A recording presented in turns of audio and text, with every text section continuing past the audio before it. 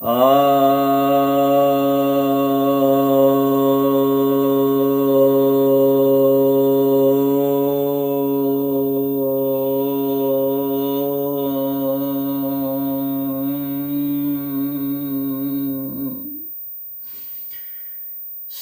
भक्तजनों को सप्रेम नमन। तो आज आपके समक्ष श्रीमद् भगवद गीता के 18वें अध्याय के 62वें श्लोक पर प्रवचन करने जा रहा हूँ। यह श्री भगवान वाच है, अर्थात श्री भगवान कहते हैं, तमेव शरणं गच्छ सर्वभावेन भारत, तत्प्रसादात् पराम शांतिम स्थानम प्रापस्यसि शाश्वतम।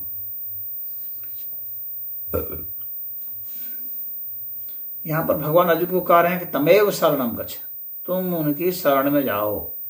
सर्वभावेन भारत, पूरे भाव से, हे भारत। अर्जुन को कह रहे हैं, हे भारत, तुम सभी भावों के साथ उसकी शरण में जाओ, अर्थात परमात्मा की शरण में जाओ। तत्प्रसादात् पराम शांतिम, उनके प्रसाद से परम शांति। स्थानम प्रापस्यसि, परम शांति वाले स्थान को प्राप्त करोगे जो कि शाश्वत है।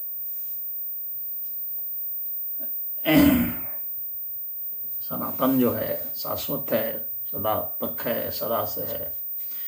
तो यहाँ पर भगवान जो है परमात्मा के शरण में जाने के लिए कह रहे हैं। तो अब यहाँ पर एक जो कुछ लोग आपत्ति करने वाले लोग हैं, बाल की खाल निकालने वाले, या कुछ जो नहीं समझ पाते हैं अन्य विषयों को, क्योंकि देखिए कभी भी कोई भी श्लोक होता है ना, तो उसको अन्य श्लोकों से भी रिलेट करके देखा समझा जाता है। तो कुछ लोग जो बस इस श्लोक में जो लिखा है उसके आधार पर ही सब कुछ सोचना शुरू कर देते हैं, तो वे फिर गलतफहमी में पड़ जाते हैं। तो यहाँ पर जैसे कुछ लोग गलतफहमी में क्या पढ़ते हैं, तमेव शरणं गच्छ, तुम उनकी शरण में जाओ, उन परमात्मा की शरण में जाओ। तो यहाँ पर कुछ कह रहे हैं कि इसका मतलब है कि भगवान कृष्ण जो है परमात्मा नहीं है। कुछ लोग ऐसा निष्कर्ष निकाल रहे हैं, कहते हैं कि नहीं है। अगर होते तो ये क्यों कहते कि तुम उनकी शरण में जाओ, कहते मेरी शरण में आओ। अरे भगवान कृष्ण ने मेरी शरण में आओ तो भी कहा ही है कई जगह, ऐसा नहीं है कि नहीं कहा है। लेकिन यहाँ पर अर्जुन जब चुप हो जाता है, क्योंकि ऐसा होता है ना कि जिसको हम बहुत ज़्यादा, जिससे हम परिचित हो जाते हैं, जिसके साथ उठते हैं, बैठते हैं, खाते हैं, पीते हैं, हंसते हैं, बोलते हैं, उसका इतिहास वर्तमान में ये सब बहुत कुछ हम जानते हैं, और जो हमारे जैसे शरीर वाला है तो उसको हम परमात्मा नहीं मानते हैं। तो कहा जाता है कि अगर अति परिचय होगा तो वहाँ पर अवज्ञा होती है। अति परिचयाद अवज्ञा, अति परिचय से अवज्ञा हो जाती है, यानी उसकी बात नहीं मानी जाती है। अगर कोई आपका बहुत परिचित है तो वो आपसे उतना संतुष्ट नहीं हो पाएगा, आपकी बात उतना नहीं मानेगा। तो इसलिए जो चाहता है कि उसकी बात मानी जाए तो उसको एक रहस्य बना के इर्द गिर्द रखना पड़ता है। उसको कम से कम मिलना चाहिए लोगों से, कम से कम परिचित होना चाहिए, तभी आपके बीच में एक रहस्य की दीवार होगी, अन्यथा वह दीवार ढह जाती है। अगर जो बहुत ज़्यादा सबसे घुलता है, मिलता है ना, तो उसको लोग बहुत हल्के में ले लेते हैं। भले वह व्यक्तित्व बहुत बड़ा हो, वह व्यक्तित्व तो अपनी तरफ से यह कोशिश करता है कि भाई इनको यह न लगे कि जो है मैं इनको नज़रअंदाज कर रहा हूँ, इसलिए वह व्यक्ति घुल जाता है, उसकी महानता होती है। परंतु उससे होता क्या है, परिचय बहुत जो बढ़ जाता है तो लोग सोचते हैं ओ ये तो बस मेरे जैसा ही है, उसको ज़्यादा भाव नहीं देते हैं। तो अर्जुन ने भगवान को भाव नहीं दिया।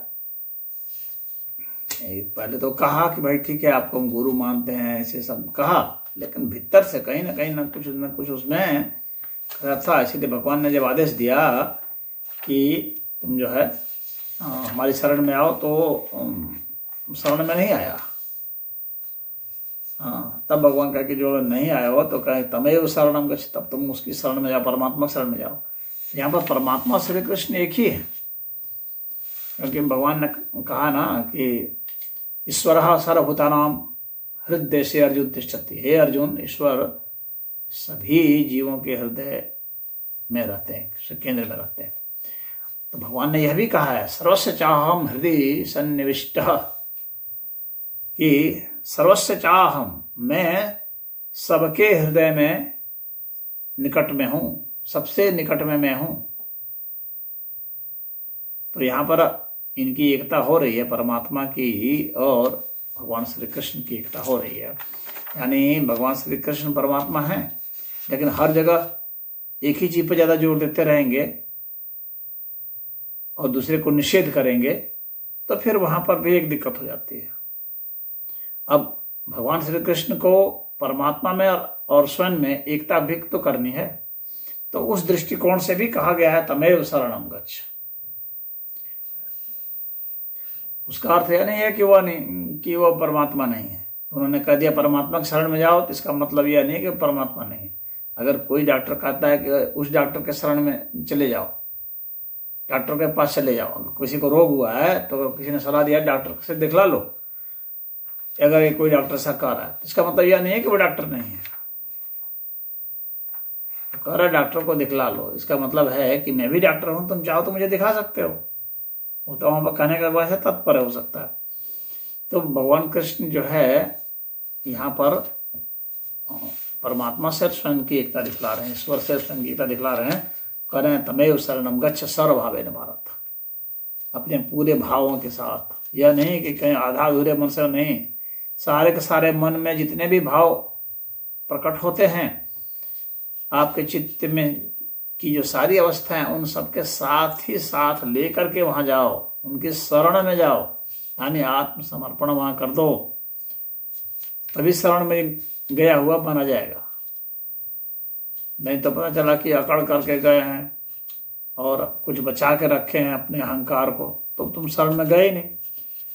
तो जब सभी भावों के साथ सब कुछ, अपने पूरे मन के साथ सब कुछ सौंप दिया उनको, जब सब कुछ सौंप दिया उनको, सभी भावों को सौंप दिया, तब क्या होगा?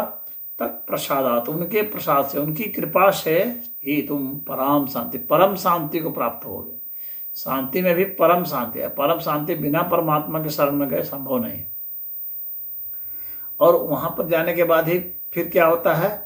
तुम परम स्थान को भी प्राप्त होते हो, शाश्वत स्थान को प्राप्त होते हो, शाश्वत, जहाँ की फिर जो है कभी लॉस नहीं हो सकता है, जहाँ पर उस तरह की गुंजाइश नहीं है कि अभी है और अभी नहीं है, ऐसा नहीं है।